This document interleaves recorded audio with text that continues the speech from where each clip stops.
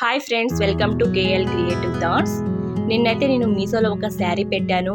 అది ఎలా ఉంది ఏంటనేది మీకు కూడా షేర్ చేశాను వీడియోని. ఈరోజైతే ఆ శారీతో మా పాపకి డ్రెస్ కుడతానని చెప్పాను కదండి. ఆ డ్రెస్ అయితే కుట్టాను. ఈ వీడియోలో దాన్ని చూపిద్దామని ఈ వీడియో షేర్ చేస్తున్నాను. ఆ శారీ ఎలా ఉందనేది ఒకసారి చూడండి.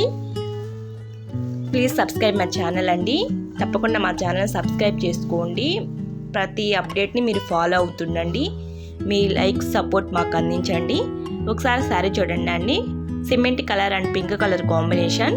నాకైతే పాప డ్రెస్ కోసం కింద లంగాకి 3 మీటర్స్ తీసుకున్నానండి. జాకెట్ వచ్చింది కదా, అది కోట్ లాగా కుట్టాను. ఒక ఫ్రాక్కి కోట్ లాగా కుట్టానండి. డ్రెస్ అయితే చాలా బాగుంది. నేను ఇప్పుడు ఫ్రాక్సే కుడుతున్నాయి కదా, ఈసారి కోట్ మోడల్ ట్రై చేద్దామని ట్రై చేశాను. ఆ డ్రెస్ అయితే కుట్టాను. ఎలా ఉంది ఏంటనేది చూద్దామండి. ఒకసారి శారీ చూడండి. ఈ 2 కలర్ కాంబినేషన్ తోటి నేను డ్రెస్ అయితే స్టిచ్ చేశానండి. ఈరోజైతే ఆ డ్రెస్ ఎలా కుట్టానే వీడియోని ఈరోజు షేర్ చేస్తానని మీకు చెప్పాను. అది షేర్ చేయడం కోసమే నేను ఈ వీడియో తీస్తున్నాను. ఒకసారి డ్రెస్ ఎలా ఉందో చూద్దాండి. చూడండి అండి, డ్రెస్ కోటు అలాగే ఫ్రాక్ మీదకి కోట్ కుట్టాను.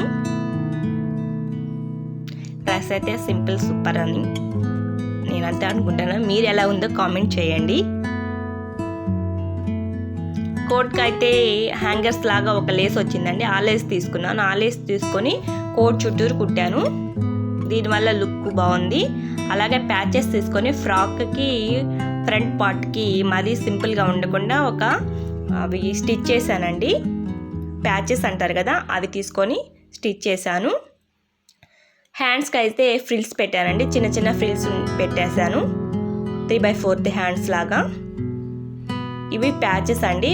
అవి ఒక రౌండ్ ప్యాచ్ ఒకటి, అవి ఒక 4 తీసుకున్నాను. పైన ఒకటే లేస్ వేశాను. సింపుల్గా కుట్టాను. ఎలాగో కోట్ వస్తుంది కదండి, మనకి నెక్ వరకే కనిపిస్తుందని అది వేసాను అనమాట. కోట్ చూడండి, ఇది లేస్ అండి. లేస్ వచ్చి నాకు 70 రూపీస్ పడింది. ఒక 1.5 మీటర్ సరిపోయింది.